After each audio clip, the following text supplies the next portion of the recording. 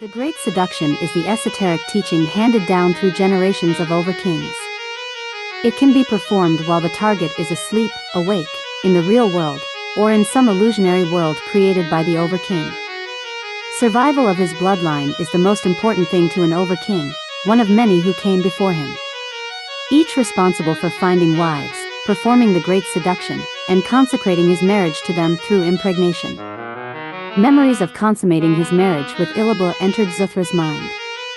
He would watch her through the pool of visions, and thought she was the beautifulest creature that he had ever seen. His desire to have her overtook him, and he committed the Great Seduction, making her his wife. Zuthra waited until she fell asleep, and he visited her in a dream. Illibu was from the plains of Protean, on an unforgiving planet called Lucius, and was a Cistercian maiden, who survived in the tunnels below her planet's surface. Her desires were simple. She was only interested in the sight of a beautiful, masculine man. One with the eyes that would hypnotize her, and the hands that would caress her with ecstasy.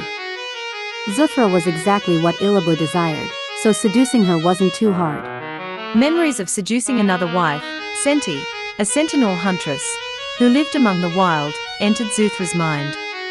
She was a huntress, and because of her desire for the hunt, Zuthra was able to seduce her. Zuthra came to her in a dream, taunting her with visions of a beautiful beast. In the distance, she glanced the most beautiful beast that she had ever seen. She raised her bow and aimed straight, then let go of the quiver, only to miss the target. Her blood began to boil. She did not like missing her target. She followed her prey, and when the sun began to fall, she laid under a tree to rest because the weather was beautiful that day.